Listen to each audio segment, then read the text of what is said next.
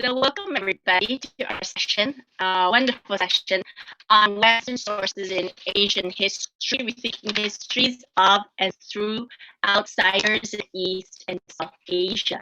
Unfortunately, our panelist for South Asia wasn't able to attend, but greetings. My name is Esther Hu. I'm on the faculty at Boston University. Today we have two papers. Anthony Clark's paper and myself on East Asia. I should also add that though the panel describes the papers as using Western sources, Chinese sources, both Chinese language sources and those by Chinese scholars working in English are, I hope, not off limits. Right. We shall begin our papers with Professor Anthony E. Clark's paper. Anthony E. Clark is the Edward B. Lindeman Endowed Chair and Professor of Chinese History at Whitworth University in Spokane, Washington. Clark is the author and editor of several books and articles on Chinese history, covering topics ranging from the complex history of Catholicism and Christian missions in late imperial China to classical Chinese religion and philosophy. His books include China's Saints, Catholic Martyrdom during the Qing, A Voluntary Exile, Chinese Christianity and Cultural Conflict since 1552, Heaven in Conflict, Franciscans and the Boxer Uprising in Shanxi, China's Christianity from Missionary to Indigenous Church, China Gothic, the Bishop of Beijing and his Cathedral, China's Catholics in an Era of Transformation, Observations of an Outsider, and forthcoming, a Chinese Jesuit Catechism, Giulio Aleni's four-character classic, 四字经文, which will be in print soon. Today he will speak on Canonizing China, the Jesuit theater of making saints. Please join me in welcoming Tony. Thank you, Esther. Thanks so much. I'll read my remarks, which are about 21 minutes, but let me turn on my screen share and hope that technology is in our favor. Now, can someone confirm that you can see and hear me? Yes. Good. Thank you. Excellent. Thank you. So my current book project considers really how the evolutionary curve of Jesuit representations of China constructed the Western imagination of Asia. I'm interested in the role that Jesuits played in how China is imagined in the West, because this imagination has changed drastically since the 17th and 18th centuries. So during the Enlightenment, Europeans such as Leibniz and Voltaire elevated China as the apotheosis of civilized society. But by the 19th century, China had become denigrated to the point of being invaded by Britain and France during the Opium War. I'll focus mostly on the first Opium War, 1839 to 1942. During both the era of, let me just move on to the next slide here. During both the era of Western adulation of China as a culturally superior analog to the Christian West and the era of Western depreciation of China as, quote, backward and anemic, Jesuit missionaries labored to represent China in a positive way. Even so, the way that Jesuit aesthetic and literary representation engendered the Western idea of China depicted it less as either a cultural alternative to the West, or even as the cultural inferior to the West, as much as a culture that shines brighter than others, since it has been fulfilled by the spiritual message brought to the Middle Kingdom by the Society of Jesus. So the main interest of my research then for this book I'm working on now is how the Jesuit order, founded as it was in the Baroque milieu of Counter-Reformation Rome, used this theatrical bricolage to construct its own vision of what it would think of as a Christianized China.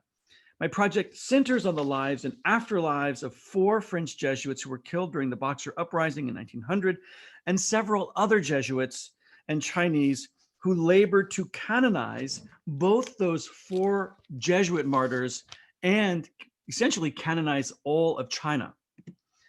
So I begin with 2 depictions of doors opening into a fantasized vision of China, one Jesuit and one diplomatic, one from 1655 before the Enlightenment, and another from 1797, created as the Enlightenment was drawing to a close. When the Jesuit missionary and cartographer Martino Martini began producing his Novus Atlas Sinensis, or New Chinese Atlas, he imagined China as an advanced, an almost enchanted land of wise rulers, and even more, a place ripe for Christianization because of its great endowment of what he called civilized culture. Martino Martini's collection of Chinese maps was published by Yuan Blau after Martini's death, and the frontispiece depicts the optimism of the the Jesuit missionaries who had set out to convert the Chinese Empire to Catholicism in the aftermath of the Protestant Reformation. Now, the logo in the upper left corner of the engraving is an emblazoned sun with the monogram IHS, or Jesus Hominum Salvator, Jesus Savior of Men. A bright ray of light shines from this logo and strikes a mirror held by a woman who is an allegory of the church. The mirror is embellished with the inscription Speculum sine macula, or, quote, mirror without blemish. The reflection of the light from this mirror inflames a torch held by a cherub, and the ray of light that ignites the torch invokes a passage from the Old Testament, Isaiah. Go ye swift as angels to a nation rent and torn to pieces, close quote. The theme of this frontispiece is a call to members of the Jesuit order to enter the door opened beneath the cherub's lighted torch into China, which is depicted as a land fertile for Christian conversion. The door to China is opened by a man who exclaims, clausa recludo, or, quote, I open a door to a place that is closed. This image of a door represents the Jesuit view of the Middle Kingdom. The diplomatic view, however, depicts a different kind of open door. When Lord George Macartney traveled to China in 1793 to open the Qing Empire to trade and diplomatic relations with the British Empire, he was accompanied by the diplomat and Orientalist Sir George Staunton, who in 1797 published an illustrated record of the Macartney mission to China entitled An Authentic Account of an Embassy from the King of Great Britain to the Emperor of China. This work included a frontispiece with, as Stephen Platt describes it, quote, a hopeful image of Macartney being welcomed into the wonders of China, close quote. In this diplomatic fantasy of Asia, the door to China is being opened by the emperor himself, who gestures to the British emissary to enter the empire and reap the benefits of its treasures, open widely to the West. These 2 images, one Jesuit and one diplomatic, share the same optimism that the door into China promises rich rewards, both religious and material. Smack in the middle of the Enlightenment, Voltaire referred to China as, quote, a vast empire, powerful and wise. And Gottfried Wilhelm Leibniz said of China, quote, they surpass us, though it is almost shameful to confess, in practical philosophy, that is, in the precepts of ethics and politics adapted to present life, close quote. So in other words, intellectuals from both the French and German Enlightenments extolled China as even more sagacious and practical than the West. But by the conclusion of the First Opium War, the West's view of China had transformed into revulsion and derision. Both missionaries and diplomats then began to fill their publications with portrayals of a, quote, backward empire in need of cultural and religious transformation. By the mid-19th century, French Catholic missionaries were writing about China with rather caustic prose. In 1866, Alphonse Favier wrote from his mission in Beijing that China's roads were, quote, muddy and dusty, that its sedan chairs were like tiny huts in which one bumps his head against its walls when traveling. He also described Chinese food as, quote, loathsome and eternally the same thing. Chinese cooking is so unpalatable, Favier insisted, that it, quote, makes it impossible to commit the sin of gluttony. And the English adulation for China expressed in the 18th century, so the English adulation for China expressed in the 18th century, had by the 19th century grown into sharp criticism. Alicia Little wrote of her initial views of China as, quote, overpoweringly repulsive, so beyond all exaggeration, disgusting, close quote. So one can hardly imagine a more stark contrast between the tributes of the Enlightenment and the denigrations of the 19th century. China had been reduced in the minds of Western observers from a charmed land of philosopher kings to one of filth, primitiveness, and bad cuisine. Reports from the Jesuits helped inspire the Enlightenment imagination of China, and the Jesuit reports from the 19th century and 20th century helped to restore Western appreciation of Asia and the Jesuit culture of Baroque theatrics that colored the society's representation of China. The British art critic Kenneth Clark described the Baroque as an aesthetic movement that, quote, expressed the emotional aspirations of the Catholic Church, which, as he continues, was propelled, quote, by irrepressible energy. So another way to describe the Baroque impulse is theatrical, which can be seen in Jesuit architecture, Jesuit painting, and Jesuit publications. This theatrical Baroque DNA is enmeshed within Jesuit representations of China, especially those created after China had lost its luster of veneration in the West. There are lots of examples of Jesuit descriptions of China, but I'll center my remarks here on how a Chinese Jesuit, so specifically a Jesuit who's Chinese, a Chinese Jesuit depicted the martyrdoms of Jesuits during the Boxer Uprising, and also how French Jesuits similarly imploded the deaths of the same martyrs who died in China. These martyrs include 4 French priests and several Chinese who died during the summer months of 1900 in Zhili, now known as Hebei province. 2 Jesuits were killed in Wuyi, Remy Isoré and Modeste Andlauer, and 2 others perished in Zhujiahe, Paul Dunn and Leon Ignace Mangeon.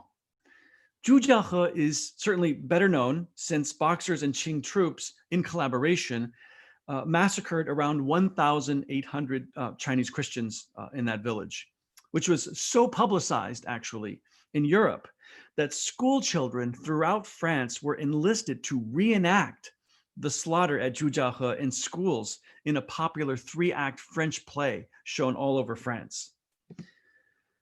Among the most theatrical accounts of the Zhujiahe incident was written by a Chinese Jesuit attached to the Xujiahui mission in Shanghai, named Li Wanyu.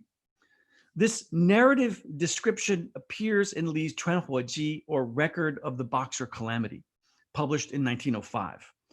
So a few passages from this work illustrate the Jesuit flair for Baroque theatrics, even when presented in Chinese. Li's dramatic recounting of the 4 French Jesuits who died in 19 is separated into 2 sections. The first describes the deaths of Fathers Wuyi and Andlauer Father Andlauer and Isoré at Wuyi, and the second narrates the deaths of Fathers Mangeon and Dunn at the Catholic village of Zhujiahe. The Zhujiahe account is by far the most theatrical of the 2 descriptions. This village was originally a small farming community of around 300 villagers, but as Boxers swept through northern China, the village grew to just over 3,000 Christian refugees. The village built barricades surrounding the village and organized a makeshift defensive militia to resist the Boxers. But as Li notes, the Jiangxi official Chen Zilin passed by the Zhujiahe fortress in June with a militia of 2,500 imperial troops. They were on their way to protect Beijing from the approach of troops in August of 1900. These troops combined forces with the Boxers, and Li recounts with literary flourish that, quote, on the 23rd, the air reverberated with the sound of cannon shots, and the roof of the room where Father Dunn was staying was blown off from a cannonball, close quote. On June 20th, the Imperial Army and Boxers managed to break through the village ramparts, where Li provides a stirring description, quote, once the attacking troops and Boxers had advanced through, they slaughtered everyone they saw, and the barricade and courtyard were littered with the bodies of Christians. Some women were out in the open, and many of them were seized and taken away, close quote. Actually, one of the most theatrical passages in the entire Chuanhuoji was dedicated, or this passage is dedicated to the account of the final moments of the 2 Jesuits who died in the village. After killing most of the people there in Zhujiahe, the attackers turned their attention to the chapel, in which around 1,000 elderly men, women, and children had gathered. While shots were being fired from the entrance and the sides of the chapel into the people, the 2 priests stood beside the altar and exhorted the Christians inside to prepare for death. Dramatically, when shots were being aimed at Father Manjean, a Chinese woman stood in front of him to save him from the bullets. As Li recounts, quote, it was the wife of the church leader Zhu San who stood before Father Manjean to shield him from the attack, and she was struck by a bullet. A second bullet was fired that hit Manjean, but he did not die instantly.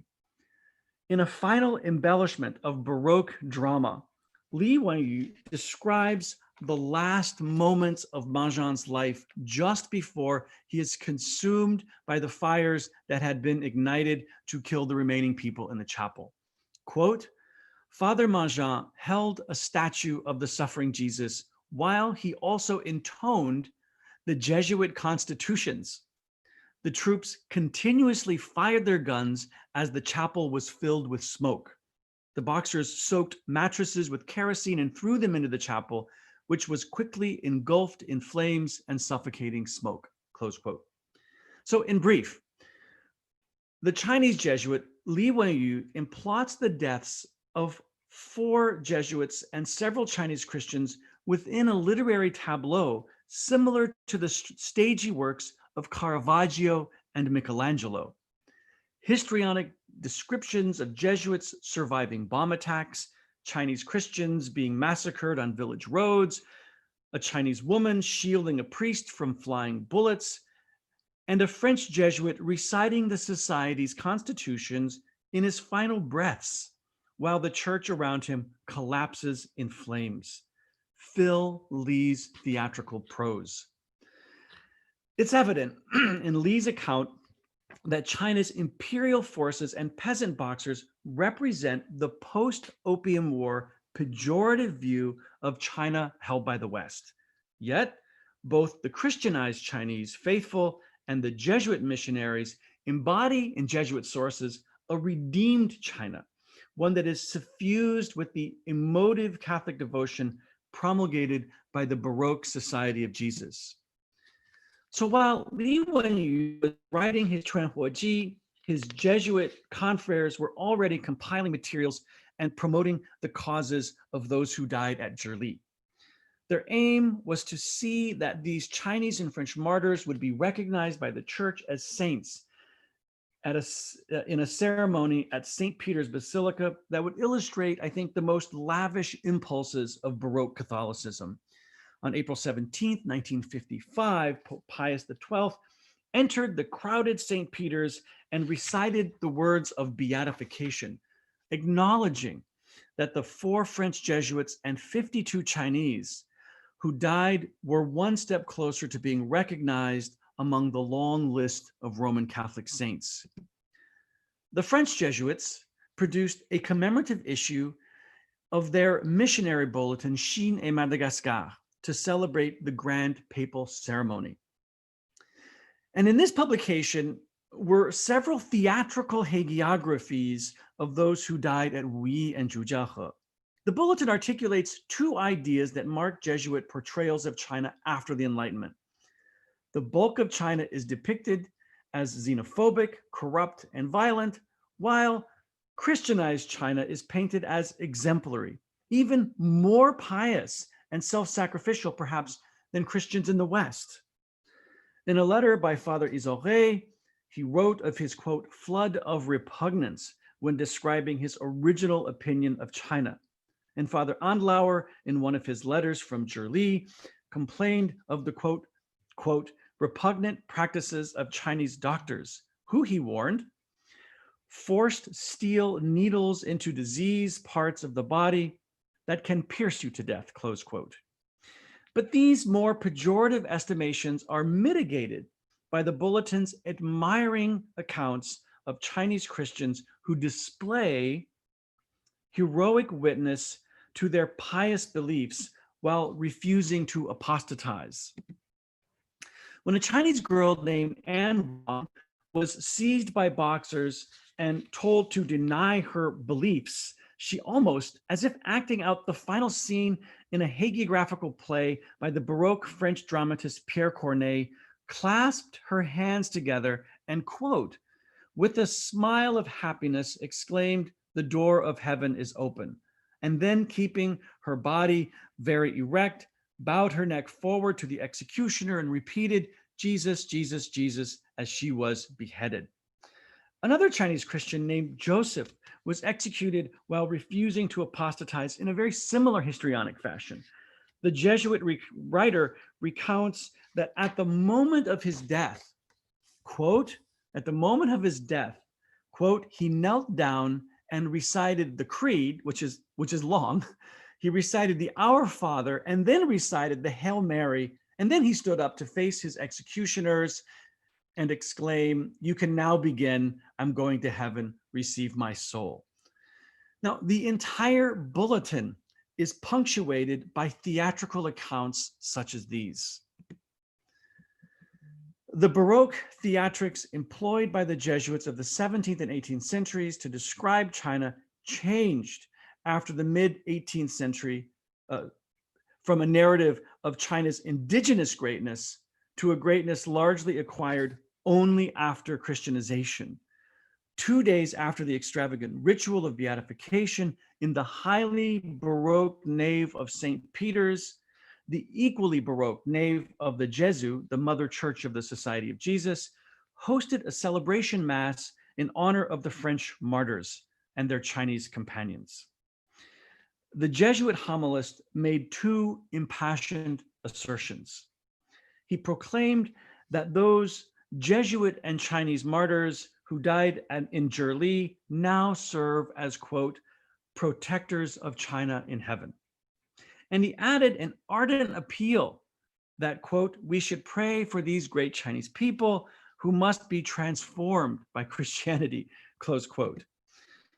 Well, in other words, within the context of Baroque theatrics, and I'll just conclude here sort of abruptly, within the context of Baroque theatrics, the beatification and canonization of Jesuit missionaries and Chinese converts, China is represented as a repaired and redeemed culture, one that is a new terra sancta, a new holy land, precisely because of the blood of the martyrs, which has conceptually changed China from, quote, a backward society envisioned by the mid-19th century Europeans into one that is less a land of philosopher kings as one that should be canonized by the missionary enterprise that had entered Martini's frontispiece door, transformed by what the Jesuits called the speculum sine macula, the mirror without blemish. So I'll just end there because I don't know how much time I took, but I'll end there and yield to Professor Hu.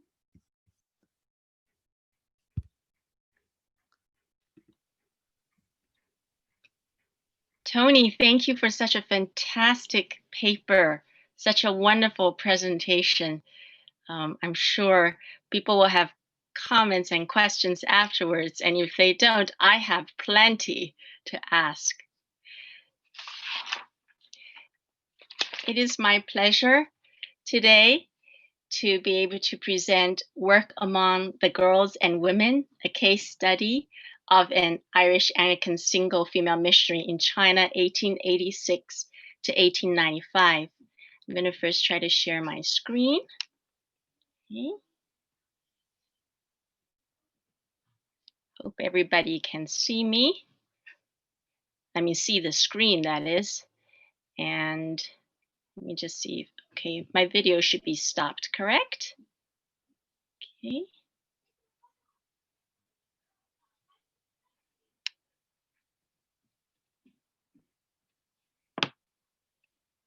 Right.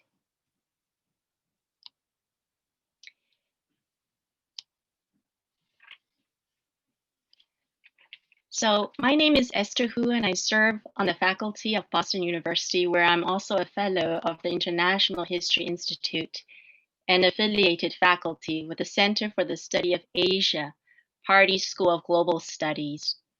In the greater Boston area, I'm affiliated with Harvard University's Fairbanks Center as an associate in research.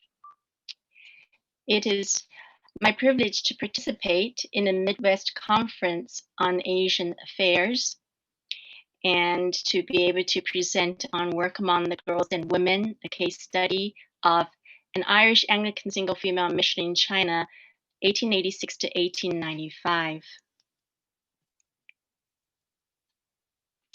This actually directly links with the presentation we just heard about the blood of the martyrs.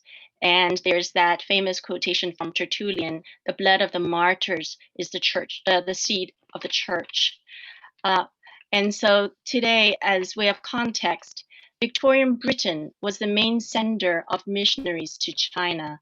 By the late 19th century, about 2/3 of the missionaries in China were from the British Isles, 1/3 from the United States, and 2 to 3% from Europe. Since the treaties of Nanjing, Tianjin, and Beijing following the Opium Wars eventually permitted missionaries to buy property and preach anywhere in the Chinese Empire, Christianity's relationship with China in the 19th century, unlike in the 16th, was ultimately connected with imperialism, even if not always directly linked. There was so much connection that some would say, scholars would say, even collusion and complicity. And to be able to distinguish what exactly the missionaries were doing apart from what the traders and commerce people were doing has been quite a challenge for scholars. Anti-foreign and particularly anti-missionary sentiment fueled the Boxer Uprising, as we just heard from Tony's paper, and what has traditionally been viewed as its precursor, the Kuchen incident of 1895. So the Guchen martyrs, 古田教案. I'm here, this first slide is taken from a book by a colleague from the first institution I taught at, Zhongyuan Christian University, and Wei Waiyang was my colleague there, and he says in 宣教古道情，在中国那个极为排外、激烈反教的时代，有不少宣教士必须以鲜血来灌溉这片坚硬的土地。Again, the blood, the martyrs. So I'm just translating it. During an anti-foreign, anti-missionary era, the blood of quite a few missionaries was needed to soften the hardened soil. Today, Hessie Newcombs is our main character, and I have her right here, and you'll see to the left and the right are the stewards. Okay, so the incident is such. On August 1st, 1895, members of a secret society called the Vegetarians raided the missionary compound of the Reverend Robert and Louisa Stewart of the Church Missionary Society Ireland and their team. Aside from the stewards, 2 of their children and the children's Irish nurse, as well as 6 single female missionaries, so 4 from the Church of England Zenana Missionary Society and 2 from the Church Missionary Society Australia perished. So here you'll see the different ladies here from the Zazana Society, as well as the Church Missionary Society Australia. Edmund S. Worrell's Britain, China, and the Anti-Missionary Riots, 1891 to 1900, points out that Sir Nicholas O'Connor, the British minister to China, did not hesitate to use gunboat diplomacy to send a strong message of Britain's determination to defend her missionaries. By October 30th, 1895, 25 who had participated in the massacre at Gutian had been executed and 21 banished or imprisoned. In an early essay, Mary Backus Rankin analyzes the incident using multiple sources with an underlying premise that behind the rise, I'm quoting, of the Cai Hui, the vegetarians in other words, and the attack on the missionaries lay the disruption of the traditional patterns of life in Gutian by missionaries and other foreign influences. This is from her 1961 paper. But the work of the actual missionaries martyred, especially from the Church of England Zazana Missionary Society, remains largely unknown in world study and not actually described in Rankin's analysis. Today, I'd like to ask some questions similar to Ellsworth Carson's in his earlier study of Fuzhou missionaries, 1847 to 1880, but with greater specificity in my discussion of the work of Hessie Newcomb, an important Irish Anglican single female missionary, Gunyang, meaning unmarried, okay, who perished during the incident. Specifically, what compelled this Gunyang, who drew no salary, to come to China, and what was the scope of her work? In a period fraught with transnational tension and conflict, as evidenced by numerous documented Jiaoan cases, how would one characterize the relationship between the Gunyang and her local Chinese community? What specific role did the Gunyang play within the framework of the gender-based missions theory of women's work for women? Lastly, what might be the significance of these preliminary findings, since, as John King Fairbank has observed, mission history in China cannot be separated from the history of the Christian church there. I explore also her partnership with Chinese Christians to help us arrive at a fuller understanding. Indeed, the history of the Church of England Zenana Missionary Society is intimately connected with the Chinese church, particularly in the raising of Chinese Christian women leaders of the church. And though the scope of this paper does not cover the women builders of the Chinese church, it does gesture towards a solid partnership between CEZMS missionaries and Chinese Christian women. Archival sources I consulted include newspaper reports, diplomatic dispatches, 7 19th century missionary periodicals, biographies, letters, speeches, and a detailed pamphlet of 16 pages authored by Newcomb, and photographs. Of the 4 CEZMS missionaries who died in the incident, Hessie Newcomb had served the longest in the field. Since childhood, she had been interested in foreign missions and was influenced by her Sunday school teacher, who later worked in India among the lepers. Hessie offered herself to work in China in the early summer of 1885. After hearing a sermon from the Reverend Robert Stewart that spring, she had heard the Lord's voice say to her, "I want you for China." And she gladly responded, according to her sister Benjamina Newcomb, herself also a missionary to China. I should add that she's coming from a family where they sent 4 Newcomb children or daughters, you should say, to this field. What might Stewart have said that moved Hesse was one of my questions. An article that was printed in India's Women and China's Daughters, the Church of England's Zana Missionary Society missionary periodical, in November 1887, comprising 4 letters, provides the rationale of an urgent need for Christian women to come to China. One of the letters, in the form of an appeal or petition by the Reverend F.E. Wigram, Honorary Secretary of the Church Missionary Society, dated May 3rd, 1887, and a letter that Hesse actually put her signature to because she actually went, this is the time she went earlier, but the reasons are the same. And it was, he testified that the Christian women out here, quote, need special help. Few can get to church, partly owing to their small feet. Here we had at Holy Communion 163 men and 6 women. Half a dozen women, probably living on the premises, formed the whole number in a congregation of 90 or 100. End quote.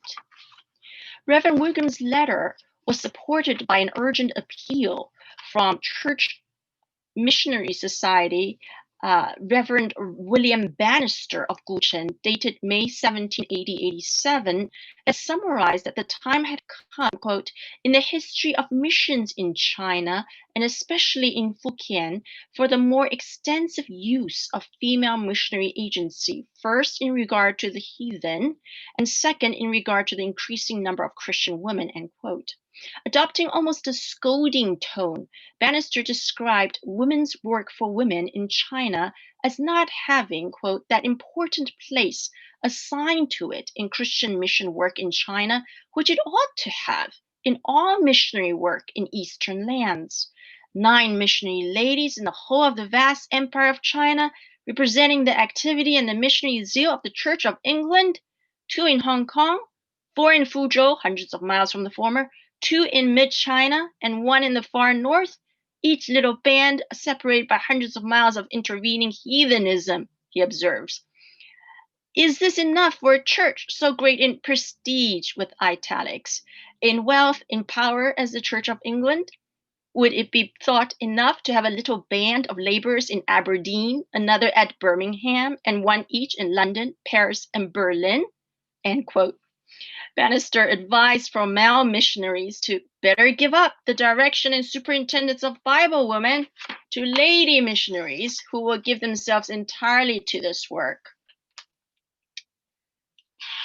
Lest we think that his views on Chinese women were exaggerated, the historical record reveals that in 1890, Mrs. Deong Ahok, the wife of a wealthy merchant and philanthropist from the Chinese elite, visited England to impress upon Christian people the need of more missionaries for China.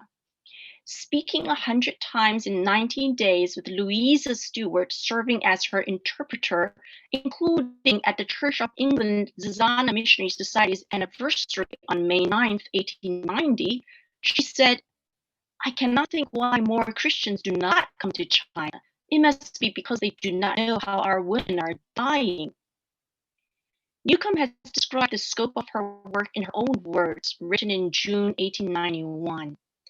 She says, we have 3 distinct kinds of work in this province. 1, the teaching in boarding schools of Christian women and girls, which work is generally united with visiting the heathen in the villages around.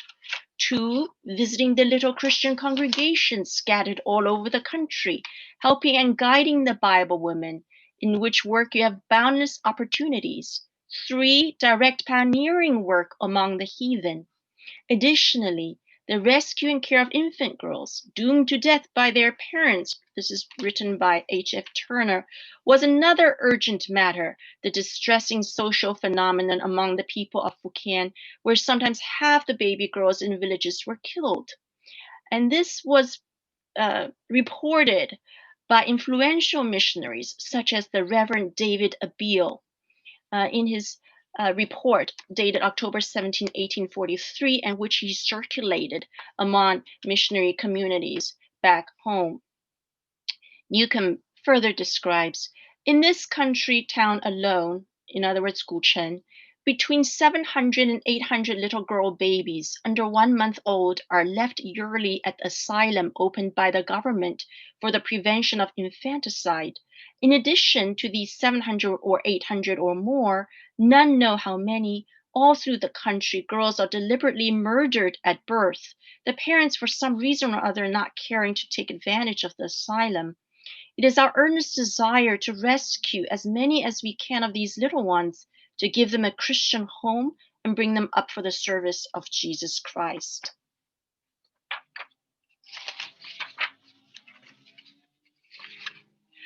Within the specific framework of women's work for women, then, we can see that Hesse Newcomb assisted to promote female literacy, to stop female infanticide, and we'll see shortly, to groom Chinese women for leadership.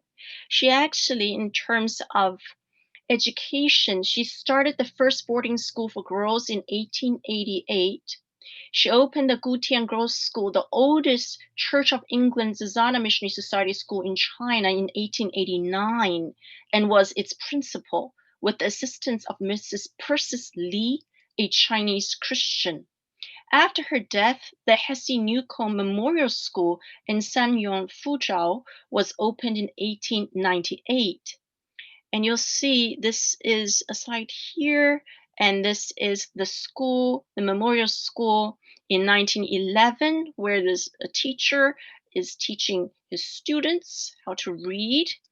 And then in 1915, the top class in the Gutian Girls' School with Persis Lee. Though there are many faces of Protestant missions,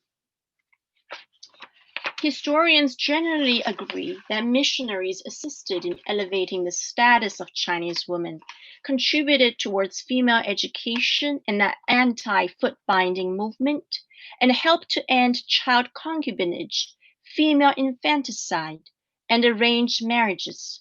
The 19th century missions gender theory of women's work for women, a holistic approach to missions that involved teaching, evangelism, and medicine, was practically applied by female missionaries such as Hesse Newcomb to China.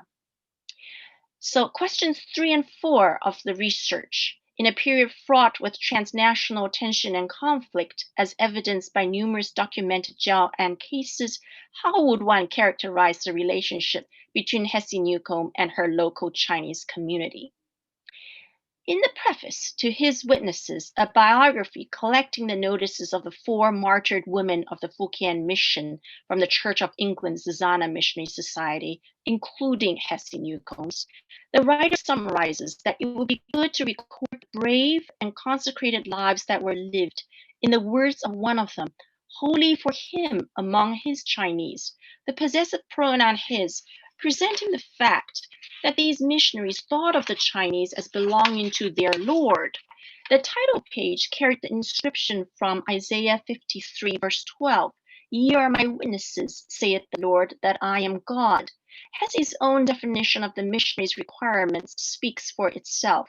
We need, she says, women living out the life of Christ, who speak the gospel from hearts full of the love of God and who know its power in their daily lives.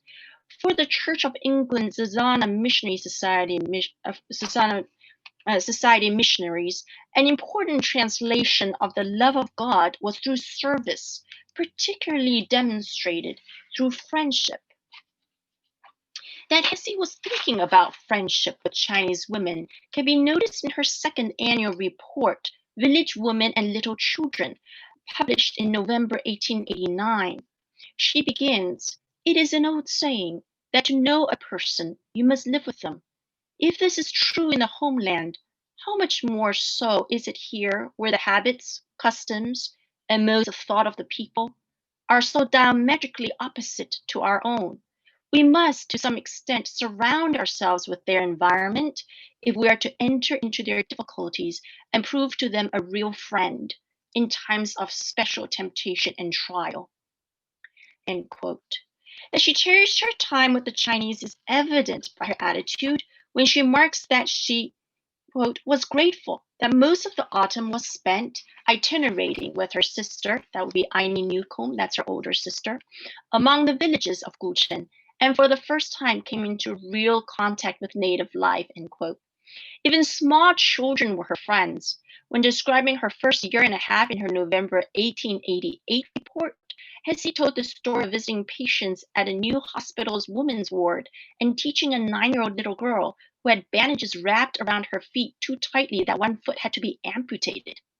The daughter of a minor official, she had a servant attending her and could actually read a little, though she had never heard of the name of God. Twice this young lady asked her old nurse to carry her on her back to Hesse's house, a mile and a half away. Hesse taught her to sing Jesus Loves Me, to pray, and also taught her the wordless book that contains concepts of sin and its remedy. Later, her sister and Chitnyo, the Chinese Christian matron of the women's school, were invited by a Chinese lady to teach her about prayer. When asked what she knew about prayer, the lady answered a little girl had told her about the prayers in the hospital. Hesse then immediately could connect the dots. She knew this was the same little girl she had taught. Afterwards, a gentleman who had been listening invited them to talk about the doctrine to his wife.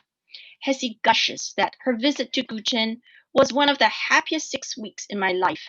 My daydream of living right among the natives was nearly realized. None but Chinese were within 100 miles except missionaries, Mr. and Mrs. Bannister, and myself. In her pamphlet, 6 Years Among the Women of China, she credits the Chinese Christian women she works with for spiritual results. Hesse writes that she will speak little of the agencies used, except to say that our Chinese sisters trained at our women's schools have been the chief instruments God has used in gathering in the harvest of precious souls.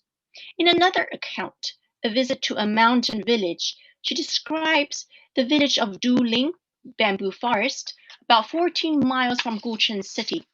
Of first entering the village and being led by one of the women to a Christian's house, and in a room answering many inquisitive questions.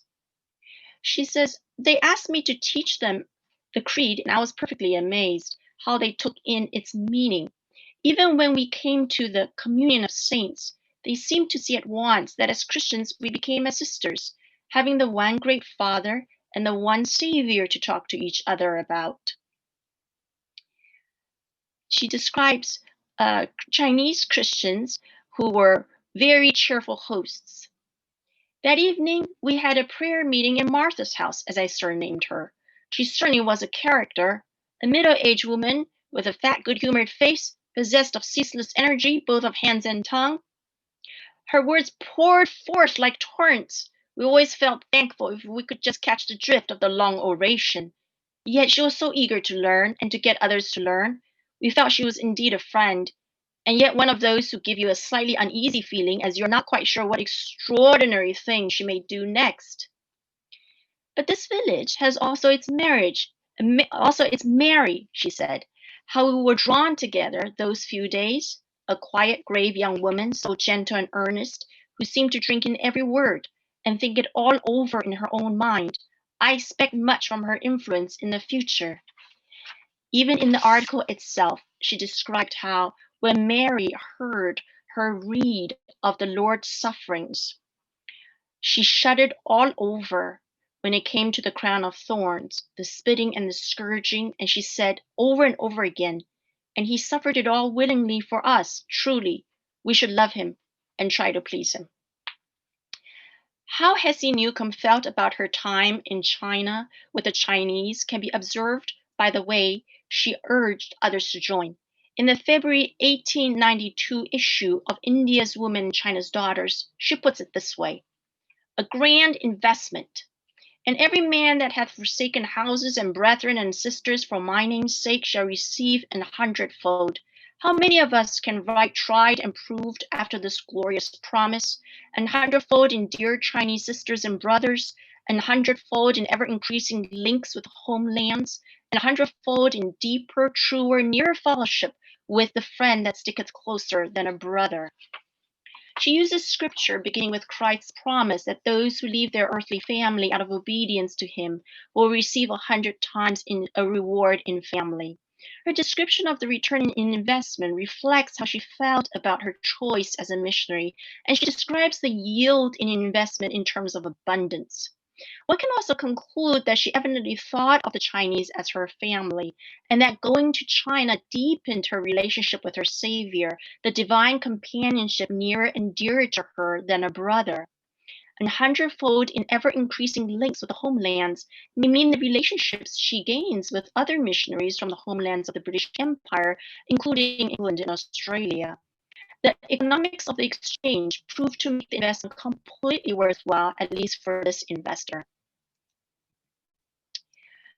The significance of these findings, preliminary findings, I would say that the archival sources point to the social and cultural contributions of Hesse Newcomb and her colleagues of the CMS and CEMS in the Gutian area of Fujian province. We see far-reaching multi-generational consequences of Hesse's work through service, with its focus on saving Chinese baby girls, the nurturing of Chinese girls, and her assisting Chinese women, particularly in the fields of literacy and education, social well-being across all classes.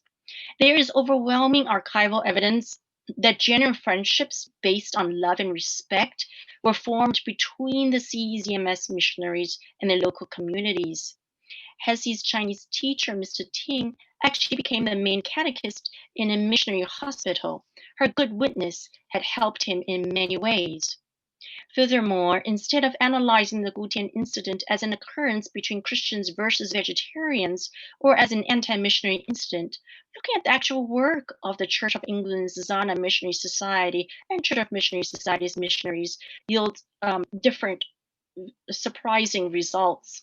The premise that missionaries were disruptors of traditional patterns of life in Gutian can be examined from the lens of the missionary archival sources, and we discovered that there was a necessary disruption actually to the patterns of life for some Chinese girls and women, and the possibility that such a disruption can lead to intellectual and spiritual discoveries for some, even divine encounter.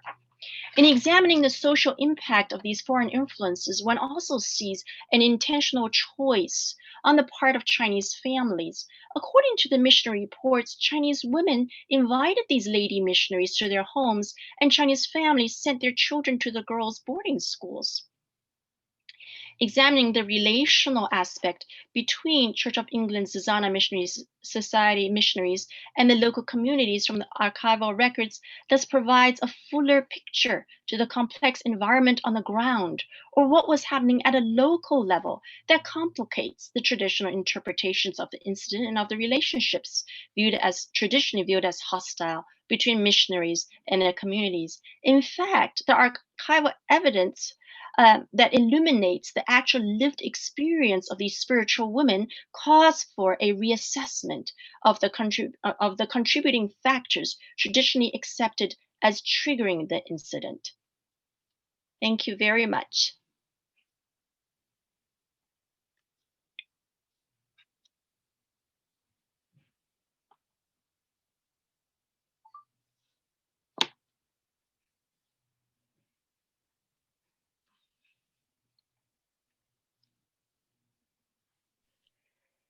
So I think we have some time for questions, and we have some time for comments as well. I'm going to first use my privilege as the host to ask Tony some questions. I actually have 5 questions, but I also don't want to hog I'll hug the question and asking, so hug the speaker. I certainly do not want to do that. So let's see now, which one should I start out with?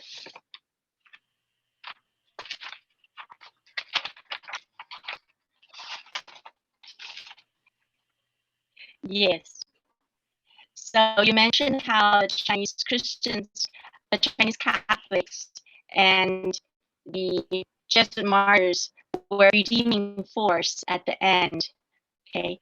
You also distinguished the latter part, the 19th century versus the earlier image of how China was depicted. Now, do we know? You mentioned a Joseph in terms of Catholic, you mentioned a Joseph in the archives. Do we know many names identities of these Catholic Chinese Christians that would make it possible for us to trace their influence in their particular sphere from that time, and how there was a partnership between the Jesuits who went there, who went to China, and the local Christians themselves. Okay, maybe one question at a time. That's a good question. Right. So one of the as you rightly picked up, one of the things I'm thinking about is how the image of China that was presented in the West went from being very positive during the Enlightenment to being very negative after the Opium War, First Opium War specifically. And then, of course, as you mentioned in your paper, Esther, we enter into this period of antagonism between local Westerners, missionaries, and diplomats and Chinese. Well, the thing about, at least in Catholic archives, if you want to figure out what the local Chinese are saying, actually, missionary archives are vastly larger than diplomatic archives. So they're a great untapped source for people who are interested in studying Chinese culture and society. People like Joseph Rohan and others, the missionary archives, especially Catholic archives, are absolutely filled with material about local Chinese, both Christian and non-Christian. And I'll be very brief in answering this. So there is at the what they call the Archivio Vaticano Segreto, the secret Vatican archives.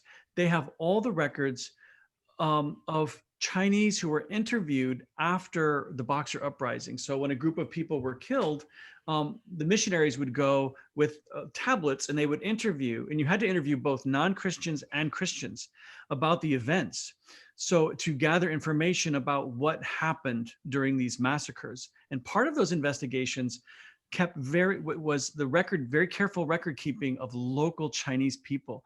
So we have an enormous amount of records of local Chinese people just before, during, and especially after the Boxer Uprising. And then two, there were a lot of letters sent by local Chinese back to Rome during the so-called rights controversy. And Nicholas Standart published this great book sort of looking at the letters written by local Chinese who are begging the authorities in Rome not to prohibit the Chinese rights. And in those records, we also see good records of local Chinese. And then Li Ji, of course, is writing great, she's doing great work. You are doing great work, Esther, also, that is looking at local Chinese epistolary exchange. So Chinese Catholic, Chinese Protestant, Chinese non-Catholic, Chinese non-Protestant, those people who are writing letters back and forth to Europe. So European archives have a lot of records about the local Chinese. And I think you had a second part of your question, but I don't want to, as you say, I don't want to hog the microphone. Whoops. That's all right. I was wondering if any of our guests wanted to ask Professor Clark any questions at this point, or ask myself any questions. Otherwise, I have even more questions. So go ahead. If any of you want to speak, please just unmute yourself. Hello, Anthony. Hi, Esther. Good to see you again. Hi. Thank you for your very informative information. Anthony, I have a question, but let me have this disclaimer. I'm a newbie to Chinese history, so I know nothing about Chinese history, but I'm interested in listening to your talk.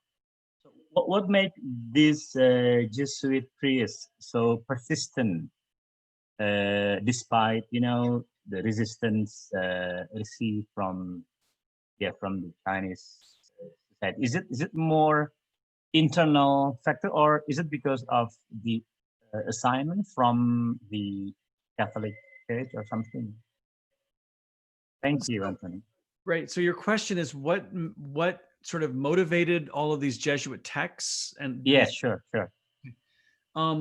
Right. So the first thing I would say that is to begin to answer that question is the Jesuit order was founded in the wake of the Protestant Reformation. So the Jesuit order, in its first few steps, of its foundation was a reactionary move, right? A reaction to the Protestant Reformation.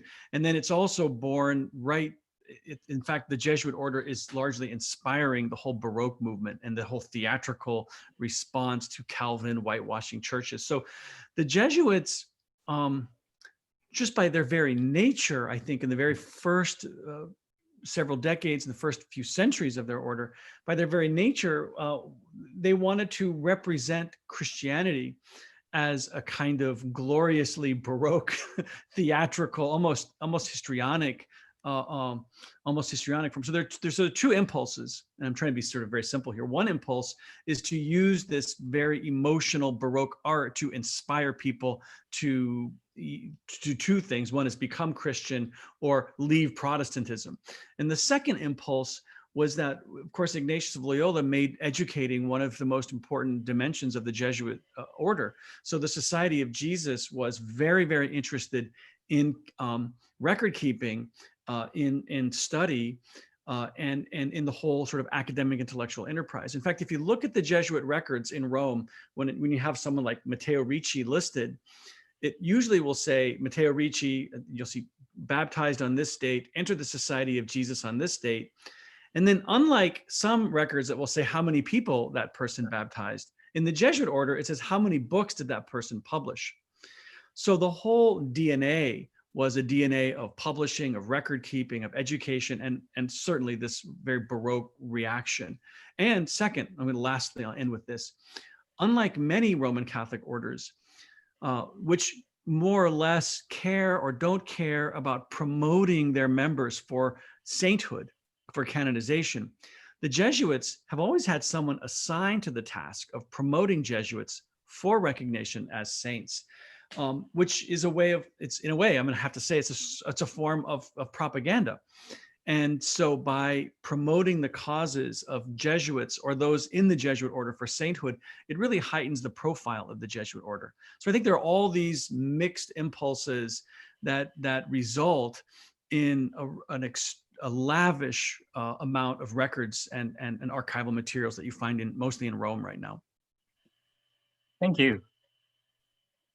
Excellent. Thank you so much, Ahmed. Does anybody else have any more questions or comments for either speaker? Esther, I'd like to ask you a question. Sure, fire away. Right. So I'll just throw out two very quick questions. One is you talk about this so-called cai hui, this vegetarian cai hui. I personally have never heard of the cai hui. And I'm also seeing that the timing of the cai hui is just after the so-called Bailian hui, which is not completely, but largely suppressed, and there are vestiges of it around the White Lotus sect. Is the cai hui Buddhist because it's vegetarian? So my first question is, are they Buddhist, and why were they interested in, and why were they anti-missionary? This is my first question. My second question is, you use the word gunyang, right? Unmarried women. And this is interesting. So my first question is about the cai hui. And the second question is this Protestant missionary enterprise to have unmarried women. I can imagine why the Catholics did it. The Catholics did it so that the women could have access to otherwise inaccessible members of a household, to the women's quarters. What was the main interest for Protestants to have unmarried women missionaries? So cai hui, and what was the sort of reason for Protestants to have these so-called gunyang missionaries?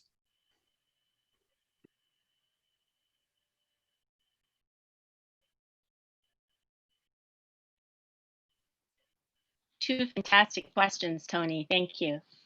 So the cai hui, they are supposedly vegetarian, but what they were actually doing was you could join. You were not supposed to be eating meat, but the whole point was to join. They weren't anti-missionary. They were actually anti-government.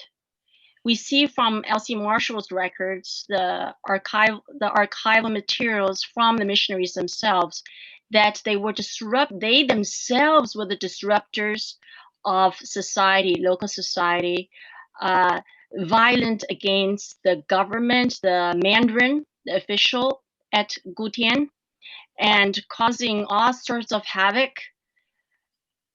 actually capitalizing on the fact that there was great social unrest, given that the first Sino-Japanese War had just occurred and China lost.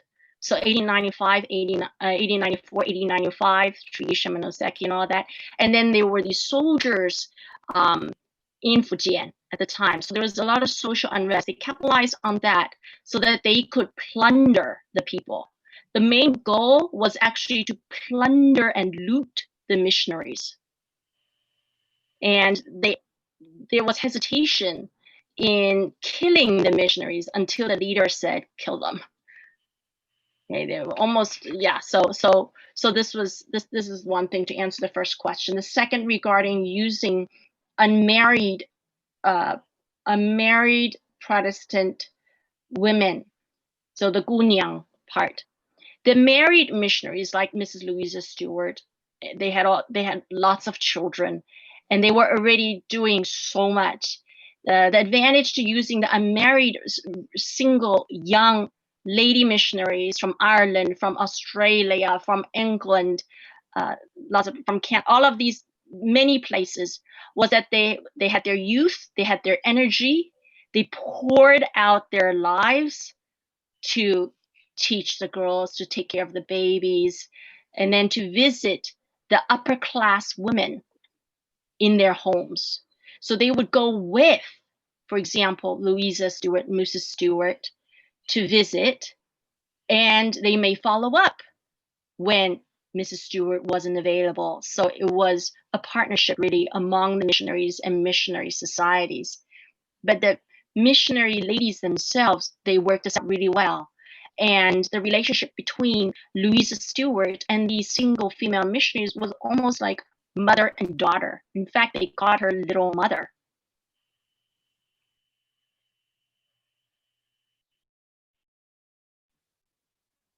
Any other questions? We have still plenty of time left. Oh, Jacob Dingman, did you want to unmute yourself and ask the question, or did you want me to read the question? He has one in the group chat. Okay, thank you both for your presentations. Do either of you know whether most of these Chinese Christians were ethnically Han? If so, did converting to Christianity make them any less Chinese to their peers? Fascinating. Tony, go ahead, take it away. Right, Jacob. This is a really important question, because first off, there is to place that question in a larger context. First, almost 98%, at least in the Catholic side of things, of the Christians, the Chinese Christians, were in fact Hanzu. And so it was very much a Han enterprise. Although people don't know this, a ton of the Manzu, the Manchurian royal family, the Huangjia, they also had converted. So if you look at Qing Dynasty paintings of Catholic churches in Beijing, many of the people in the paintings are Manchus praying rosaries. So, but certainly most were Han. In Japan, to sort of put this in a greater context, in Japan, this missionary named this Japanese Christian, Kanzu, he once said, I love the two J's. I love Japan and Jesus, and I don't know which one I love more. So there is this idea that being Japanese in Japan is somehow difficult to reconcile with being a Christian. Also, Shusaku Endo, who wrote the famous book Silence, he also said that putting on Christianity as a Japanese person was like putting on an uncomfortable pair of clothing. It's very difficult to be a Christian within Japanese society. So to go back to China, there is a saying, 多一个基督徒便少一个中国人. One more Christian means one less Chinese. So China also has a very strong, I think, social impulse to believe that converting to Christianity means being maybe less of a Chinese person. And Christians in China have responded, so I'll end here, have responded with trying to be more Chinese in their sort of cultural identity than their fellow Chinese who are not Christian. So for example, in China now, and especially during the Republican era, the early Republican era, during the May 4th movement, all of these movements that were trying to reject old Chinese habits, it was the Chinese Christians who wanted to wear white during funerals, who were trying to preserve what looked like Confucian rites of veneration of Confucius, who tried to preserve ancestral rites because they wanted to retain Chinese habits so that they looked more Chinese. So that very point of antagonism between being Chinese and being Christian, and how does that work out, very much has been part of being Christian in the Chinese context. So if you go, for example, to many Christian services in China, the ministers will quote Mencius or Confucius, Mengzi or Kongfuzi, almost as much as scripture, because they're trying to preserve that sense of Chineseness. So that's a really good question. And yes, most certainly we're Han Chinese. And then Esther, you might want to attack that question. Yes, it is a wonderful question. For some of the schools that the Church of England's Zana Missionary Society, the missionaries had set up, you were required, the girls' boarding school, you were required to unbind your feet. So that was something not easy for some families. And did that make them less Chinese? Well, this is something to think about. But definitely, there's a reminder that if we look at the history of Chinese Christianity and then look at the history of world Christianity, how the message of Christianity itself adjusts and adapts to the culture. And so if we think about it, even the very first, nobody really has the complete Christian culture. The Christian culture is actually an amalgamation of many different cultures and societies. If we think about world Christianity in particular, the Europeans themselves, where are they taking Christianity from? And so to think about the Nazarene sect, how it started out and how the message has continued and adapted to many forms. One helpful text would be Laman Sane's translating the message, and also Oxford 2008, the World Pillars of World Christianity. I think these also get at the question, but from another side, the essence of Christianity.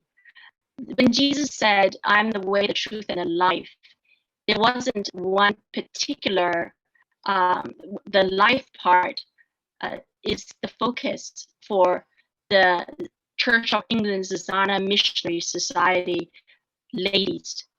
In a sermon by H.E. Fox in 1892, he was speaking to the Church of England's Zana Missionary ladies. And he quoted that part from scripture. And the emphasis was on becoming a Christian gave one a more abundant life, not on some particular cultural superiority or anything like that.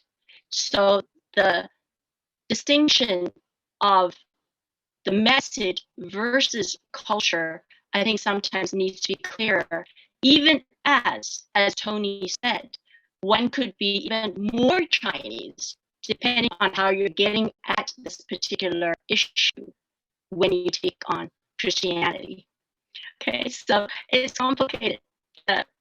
It is complicated and very rich question.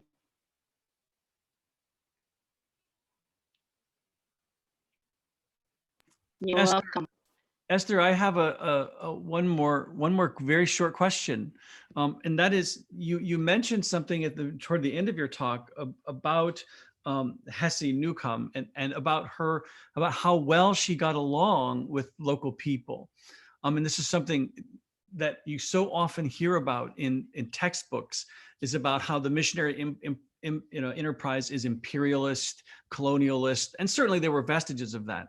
I know Tao Feiya, a scholar in Shanghai, has been working very, very hard to overthrow the image of the imperialist missionary enterprise.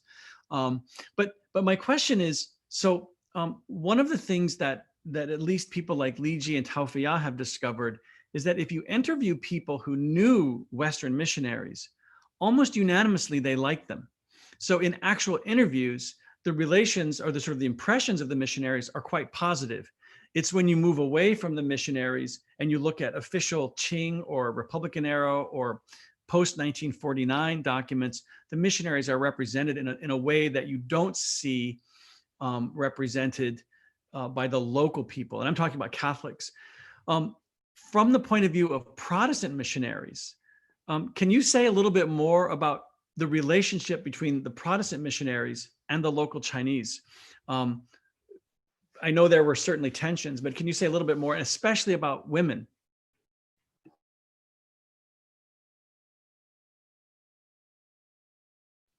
Sure. Thank you for that question, Tony.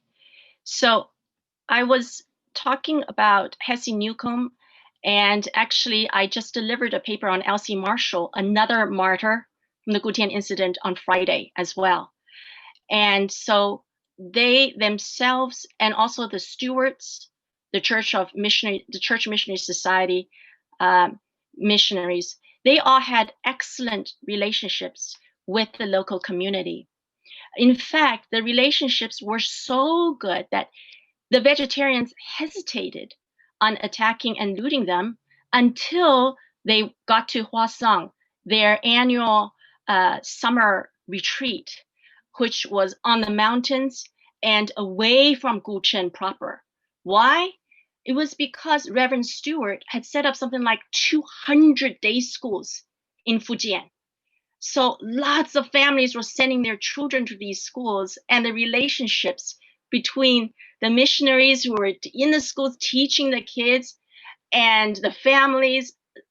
Robert Stewart says, Buddhist families from other, from other faiths and so on, they were sending their kids there. And then he adds, we wonder why. okay.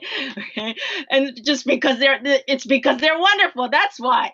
Okay. In fact, my colleague Wei Waiyang, his dad went to the Robert Stewart. He's from Gutian originally, and so his dad, I think, was part of that Robert Stewart school. Okay. And so there's that part.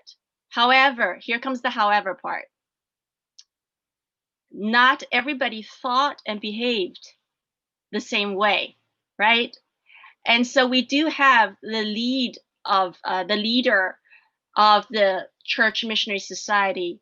His name is Reverend John Wolf. His last name is Hu, actually, same as mine in the Chinese records. Now, he was a very dominant leader, and he did things quite differently. And so he would go and appeal to the political powers that he had every right to appeal to as a citizen of the empire, if he felt that his rights, the rights of his missionaries were intruded upon. And so there's another Jiao An that's earlier, prior to the Gutian Jiao An, that actually has different results. And Stewart was also involved in that. Stewart did, however, modify his behavior. He did modify his behavior and his attitude. So this is a work in progress for people, as people are works in progress. And the Reverend Wolf himself, he changed his mind about many things as he became more, shall we say, mature in the faith. And so that's just a very specific example to a very large question, but I'm confining my my response to the CZMS and the CMS, if that's all right with you. So in 1850, in Fuzhou, we know that not only the Church Missionary Society was there, the American Episcopal, two American missionary societies were also there. So we know lots of people were there. So this is a very complicated and rich field, and people are going to respond differently. May I ask, let's see, I don't know if Jacob wants to ask another question. Otherwise, I have another question for you, Tony. All right, I'm ready. I'm going to serve while that. All right. So I went back to one of your pieces, a chapter you had on Red Lantern Women and Franciscan Sisters. This is from Heaven in Conflict. And you talk about Franciscan missionaries, the missionaries of Mary. And they did lots of work there, also orphanages, and also, I believe, teaching, I believe, also taking care of the women and children. I believe they did lots of things. I did notice, however, that the relationship with the Christian Catholics, the native Catholics, were not as smooth. And I didn't know that was just an isolated example. And this may be too specific a question from something you published long ago. But I wondered about that, the relationship. First, the kind of work that they were doing, if you could say a little bit more. And second, their relationship with their community, with their local community. Mm-hmm. Am I unmuted? I think I am unmuted. Yes, yes. So, and this is sort of answering both you, and I also want to answer Jacob's question again, just add to it. To talk about the Franciscan Missionaries of Mary. First, Jacob, if you're listening, I think I still see you there. I know a professor who's actually a Roman Catholic priest who was just invited to go to Yan'an to give a talk at Yan'an to the party in mainland China about the relationship between Han people and Chinese people and the party during the sort of pre-1949 years. And he showed a number of photographs of Mao Zedong with Roman Catholic missionaries. So it's, as Esther says, it's very complicated. You have narratives, but then you also have, examples of other domains wherein missionaries and party members are getting along quite well. And Zhou Enlai, by the way, kept a pocket watch with him of a missionary by the name of Vincent Leb, and had great admiration for Vincent Leb. So that's another, and Vincent Leb actually became a citizen of China in the 1940s and helped to fight against the Japanese during the Japanese invasion. Franciscan Missionaries of Mary, they first off, they had two basic missions. One was to run an orphanage, and the other was a medical clinic. And both of those enterprises, the orphanage and the medical clinic, were very popular among the local Chinese in Shanxi province. They did have a few areas where they did in a way have conflict with the local Chinese, and one of those, and the Protestants had the same conflict. One of those was in the domain of foot binding. At least in the Catholic context, the missionaries unanimously didn't like it. I think they unanimously didn't like foot binding, and the sisters, the Franciscan sisters, certainly wanted to bring an end to foot binding. But even Catholics did not think their daughters could effectively marry if they didn't bind their feet. So Catholics were very resistant to putting an end to foot binding. So the Franciscan Missionaries of Mary actually had huge conflicts with families parents who would say, you have to bind my daughter's feet. And the missionaries were saying, no, we won't bind. And then the other domain where they ran into conflict is some Chinese daughters, they had arranged marriages. They were Christian children, Christian families. They had arranged marriages, but the Franciscan Missionaries of Mary wanted to essentially enlist the daughters into becoming nuns, sisters, which meant that they were trying to remove them from an arranged marriage. So certainly there were some Western practices, sort of anti-foot binding practice among the Western missionaries, ideas of resisting arranged marriages. Those things did bring them into conflict with not only the non-Christian Chinese population, but with the Christian Chinese population who wanted to preserve foot binding. And interestingly, like Feng Jicai wrote this book, 3-Inch Golden Lotus, San Cun. Anyway, forgot what the Chinese exactly. Right. Well, in that text, he points out in that novel, Feng Jicai, he points out that among the greatest defenders of the practice of foot binding in China were in fact women, and that's an interesting dimension of that so-called the Tianzu, the natural foot society. So the Franciscan Missionaries of Mary were part of that debate, and then finally the Franciscan Missionaries of Mary, they really didn't speak Chinese, and that was the Jesuits had it correct. That is, really began early studying Chinese. Jesuits would spend most of their day for a year or two, most of each day with a private tutor to learn to read, write, and speak Chinese fluently. The Franciscan Missionaries of Mary went to Shanxi province without speaking really any Chinese at all. And so that definitely hindered their ability to culturally interact with the local Chinese. Yeah, that's sort of a good start for that answer.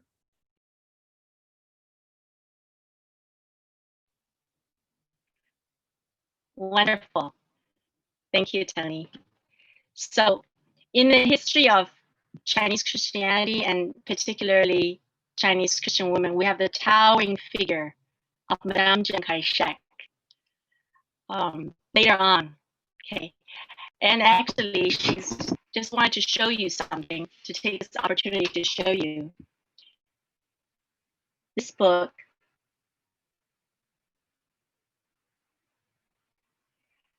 Hot Heart is by the sole survivor of the Gu Tianjiao An in terms of the missionaries. Okay, she's the sole CECS MS missionary who survived, and she's including Madame Chiang Kai-shek there. And it's fascinating that in recent years I learned how Madame Chiang comes from a family her mother was descended from Shi Guangxi. Yeah, so one of the first converts, and the converts of Matteo Ricci. Yeah, the person who was in charge of Minister of Rights at the Imperial Court. I believe he was Minister of Rights and in charge of some of the cultural and education aspects of China.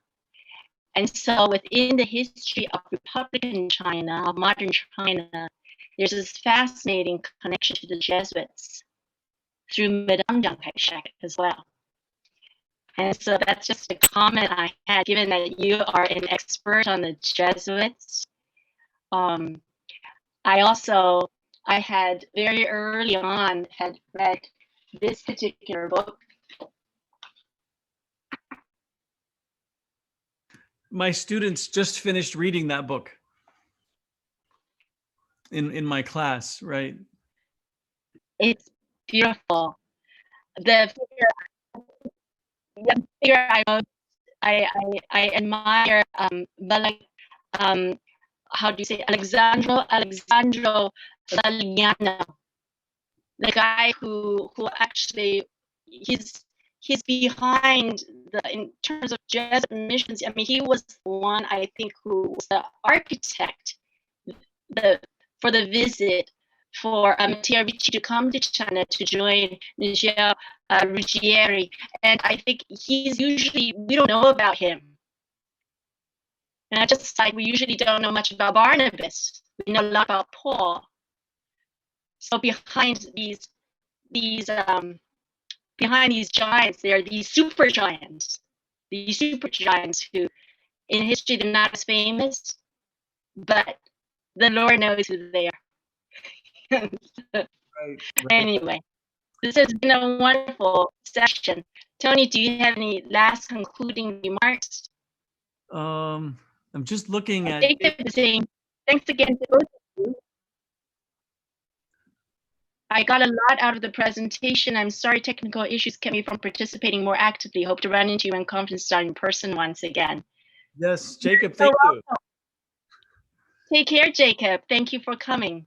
And Esther, so I think we're signing out now. Esther, thank you so much. I look forward to actually maybe being on panels or working with you again in the future. This was such a delight.